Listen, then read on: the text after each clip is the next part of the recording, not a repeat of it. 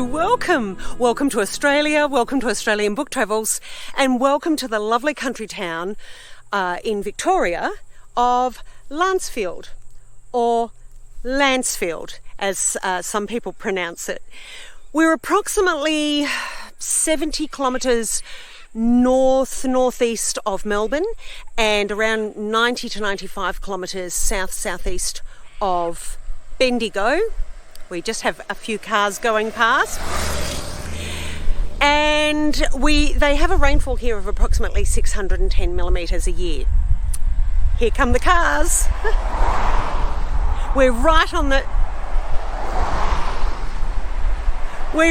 the side of the main road. So look, we're heading into the main town now. We're going in for there's a farmer's market, and we'll have a look at around the streets and discover a bit of the history. So come on, let's go.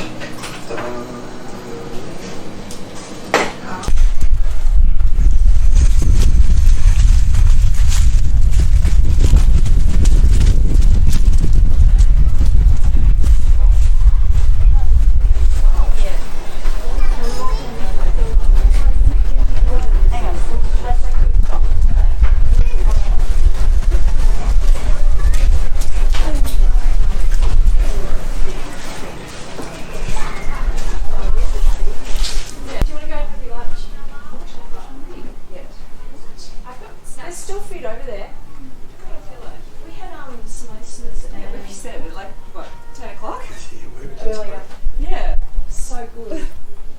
Yeah, you just got to make pressure. He's still making them.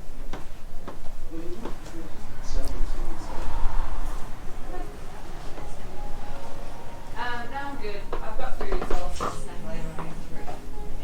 They're going to brew. Yeah, that's it.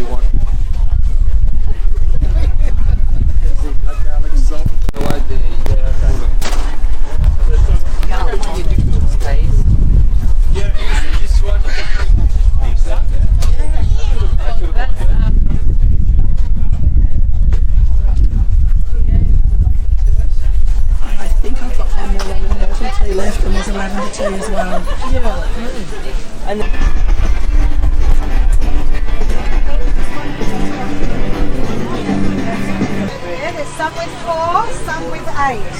I think there's some 4 left. No, there's no 4.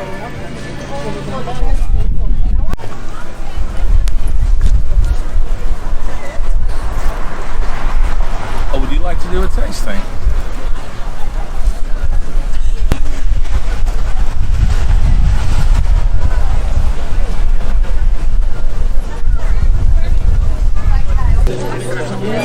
That is spring roll. How much are you going to take over?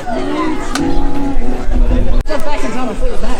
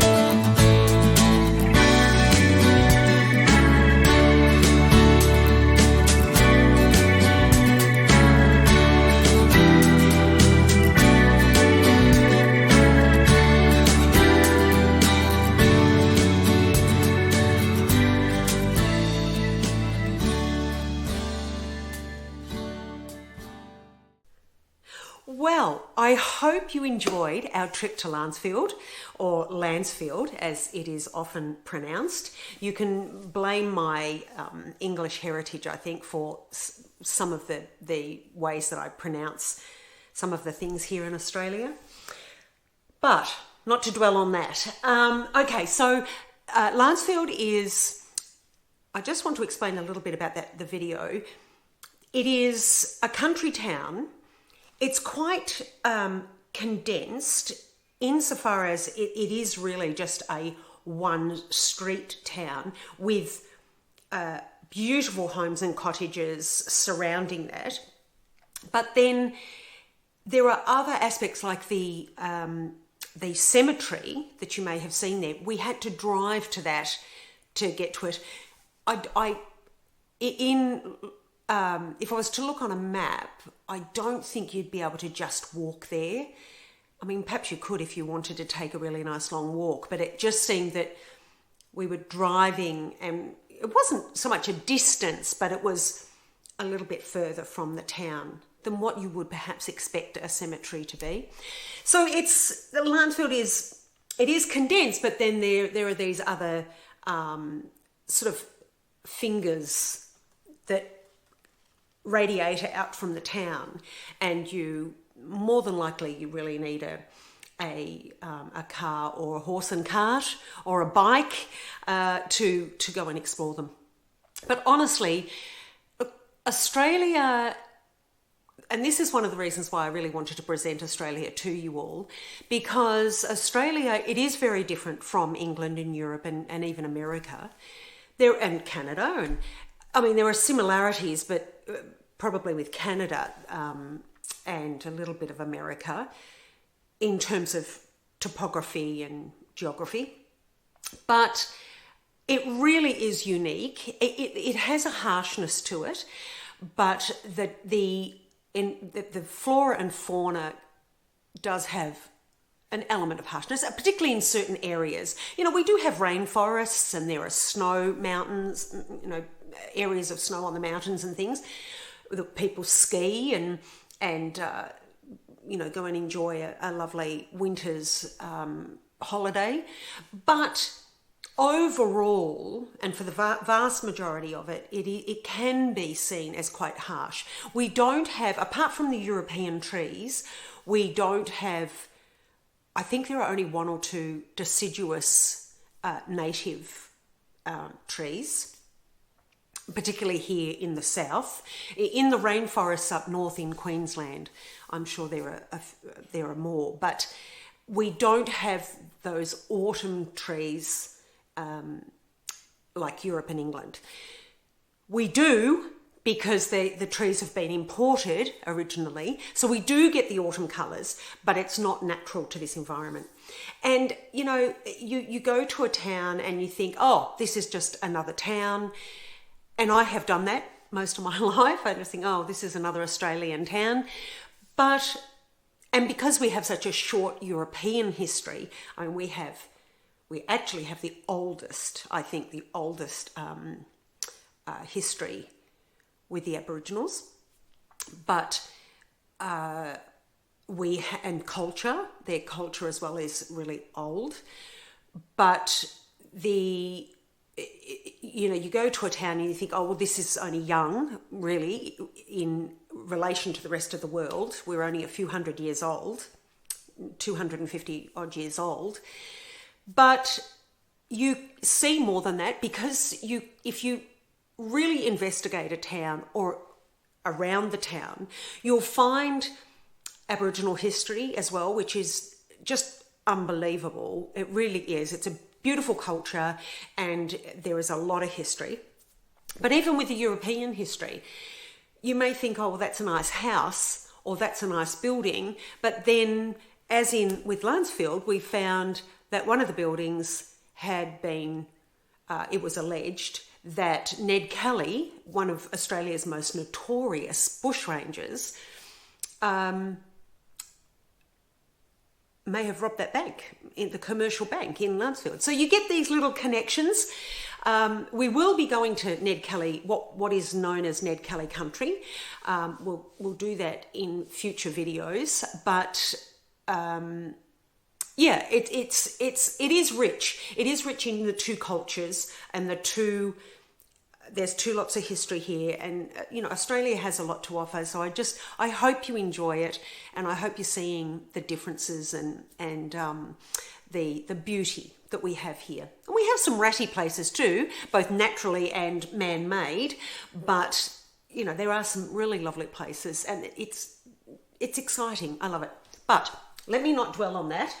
What I wanted to do, we went to the farmer's market, and in the video I showed you the Cocoa Rhapsody chocolate. I'll just show you sorry about this. I'll show you just two of the wrappers. I bought the chocolate, and unfortunately here in the family we have devoured them. I like good chocolate. I wouldn't say I eat it all the time, but I do like good chocolate when I have it. And I have had a range of different chocolates.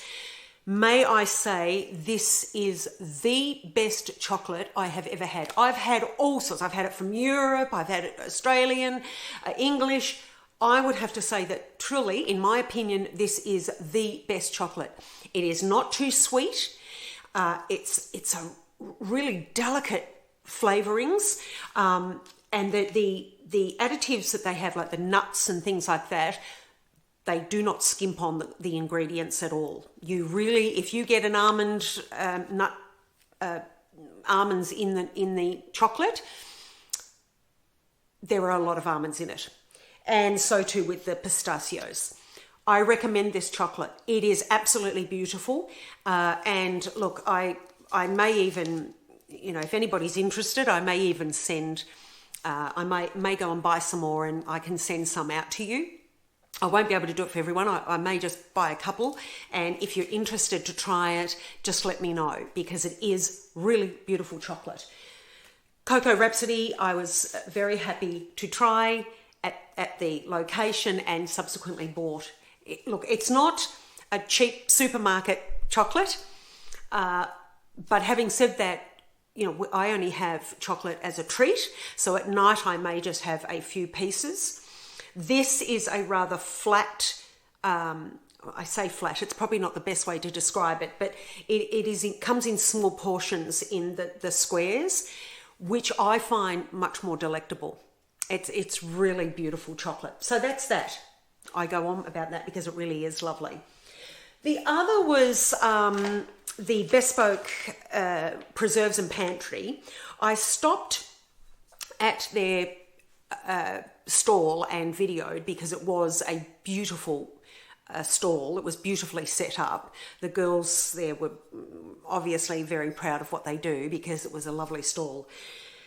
And the girls had me try this. This is Tree Change, mulled wine and sangria cordial. Now, you may have seen in the video they had quite a few cordials, but because I was a little bit short on time, I thought I would try the 2-in-1. I was given the sangria cordial on ice in just a little tester, and I was absolutely sold. It was beautiful. It was so refreshing and tasty and really lovely. Not too sweet, not too bitter. It was really lovely. And then they gave it to me, the same one, in a mulled wine, as a mulled wine. And that was, wow, it was delicious. It was beautiful. So I bought a bottle, and you get, within the mulled wine kit, you get the dried oranges. So I was given that as well, so that you pop them in your mulled wine. But you use this now. What size is this? 250 ml to a litre of your liquid. So a litre of your alcohol or a litre. The girls actually gave it to me cold in mineral water and on ice. And I have to say that's probably an absolutely beautiful way to have this. So I bought this because we're coming into winter. I will use it as a mulled wine. But I will be buying more for summer to have it as a chilled sangria. It's absolutely beautiful. So again, I recommend Bespoke Preserves and Pantry. Absolutely beautiful, and the girls were lovely. There were a couple of others there. There was Double Oak Estate wines.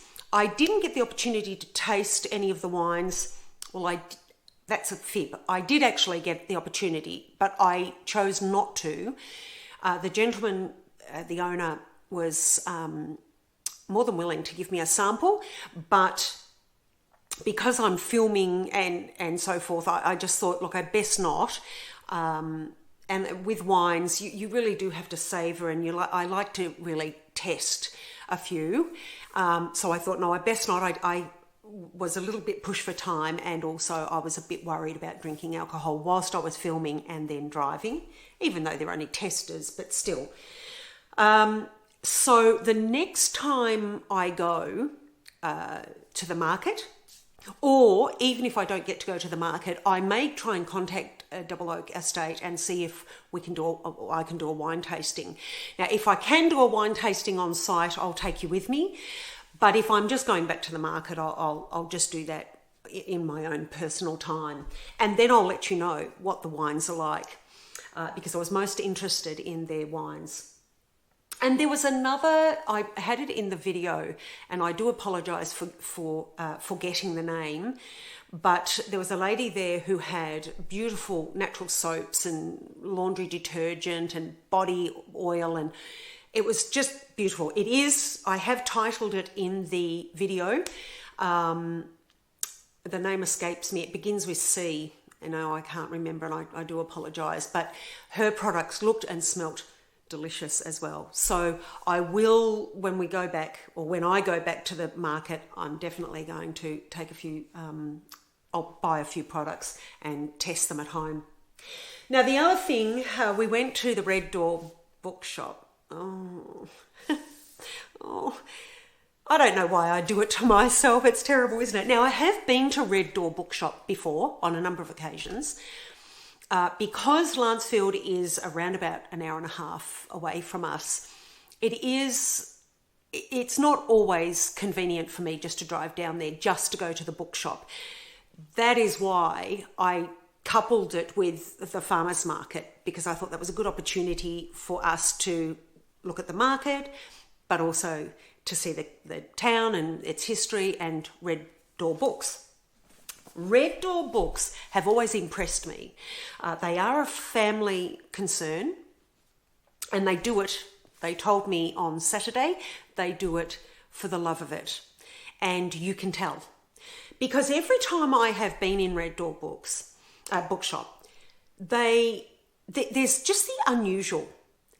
They have the what everybody else has, the standard sort of newly released books and things, but they really do have the unusual, and a number of authors that I now absolutely love have been because I've discovered them at Red Door Books, and we can discuss that later.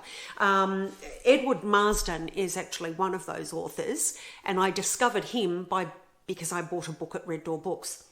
They seem to really get buy in the unusual. Not completely out there, but just not the standard books.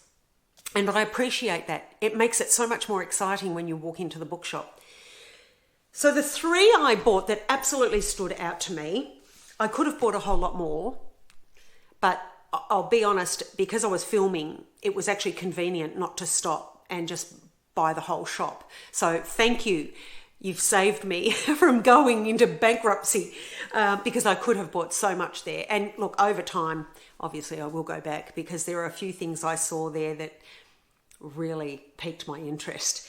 But the three that really grabbed me, and I just thought I must have them. This is Andre Ackerman, The Gentleman from Peru. Now, this is a hardcover. I have begun reading it. I only have 50 pages to go.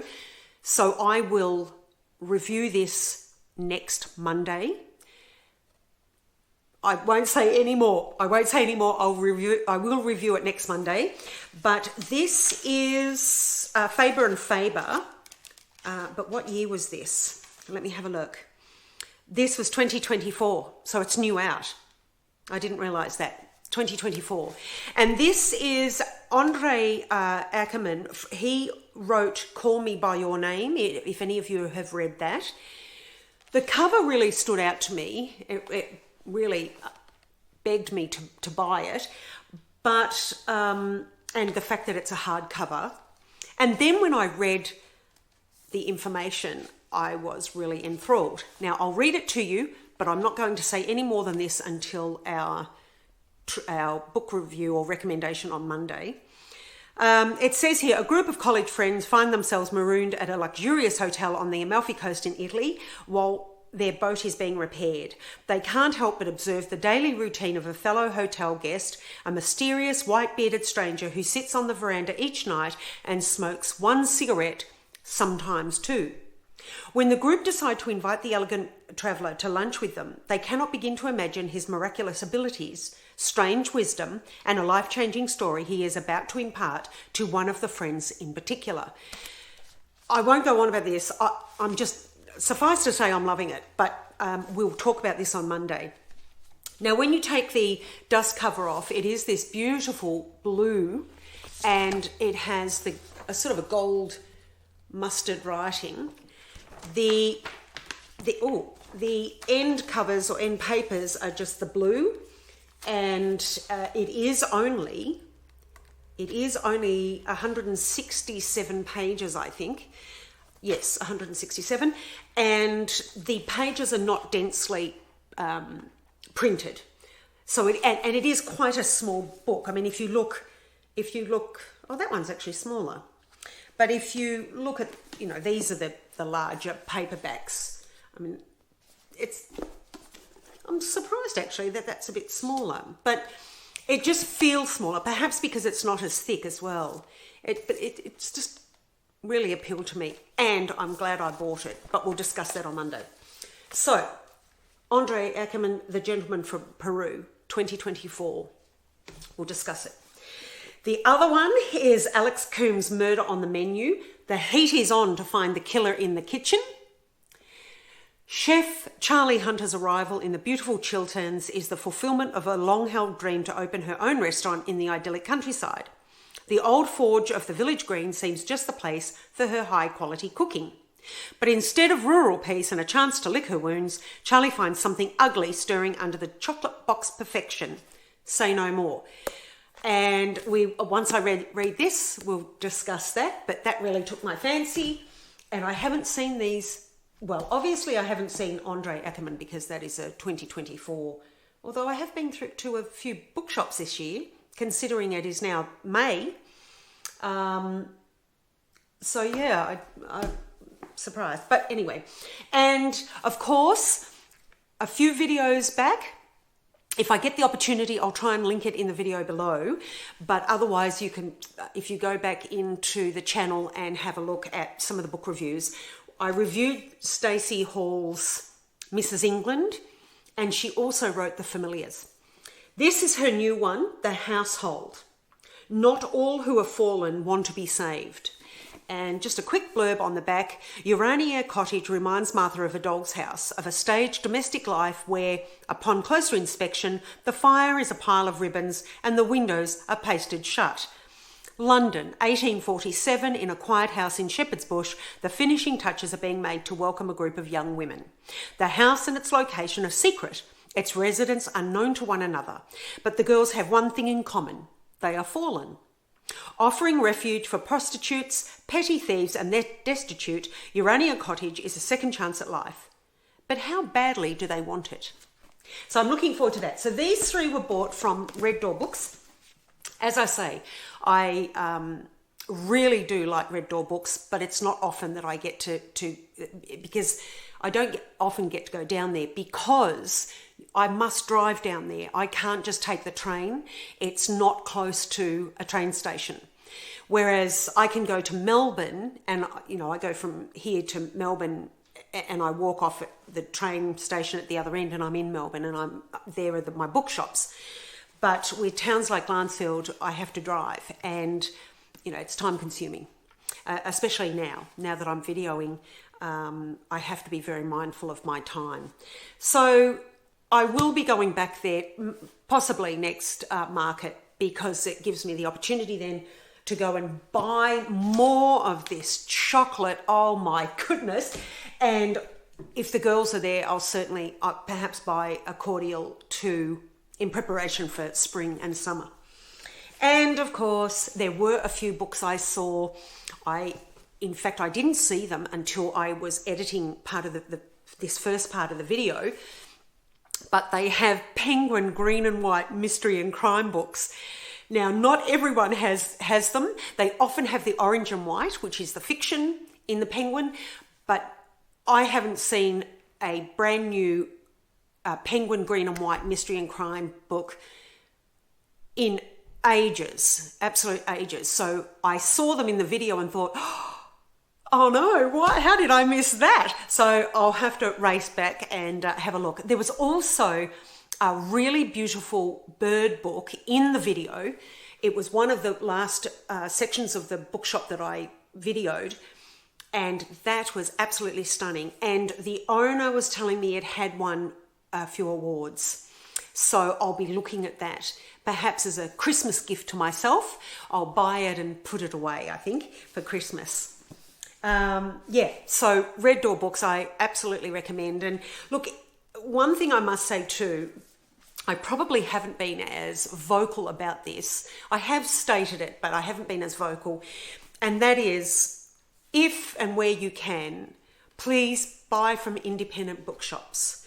Because we, particularly here in Australia, we are at risk of losing our independent bookshops. And that would be an absolute shame, because independent bookshops are normally owned by people who love books and they know their books. It's not a generic department store where they really don't care what you buy and they really don't care about the book. Oftentimes they use it as an economic draw card so that you can buy other things. But enough on that.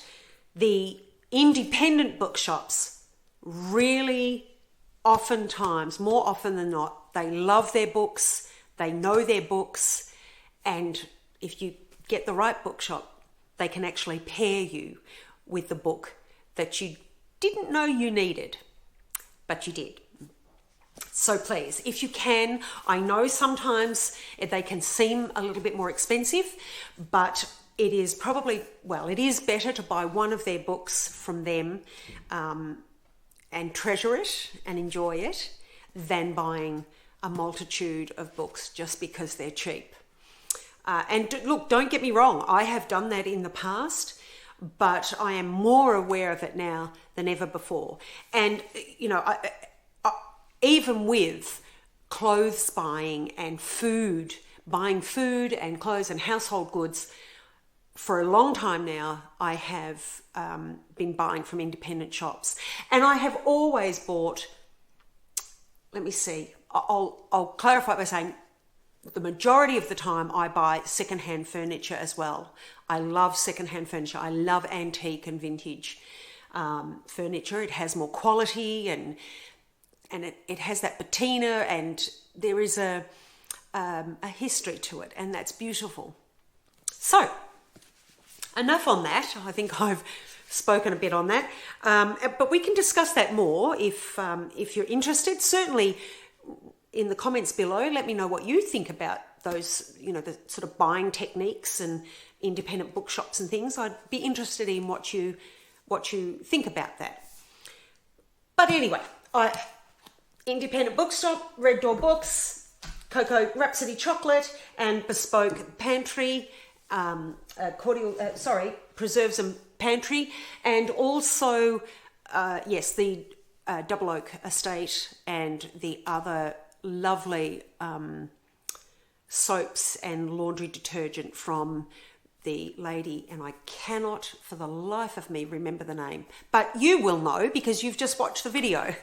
And I'll go back for sure. Anyway, I have a few surprises for you this week. There will be the video on Saturday, but there will be a bit of a precursor to that as a way of explanation. And then I will see you on Monday. But my intention, there's a bit of a surprise for you next week. I won't spoil it now, but there is a bit of a surprise. So I will say goodbye for now until our next video, Saturday or Monday. Please enjoy your reading, enjoy your eating, good food, good quality food, rather than a lot of horrible food. And I will see you in the next video. So take care. Bye for now.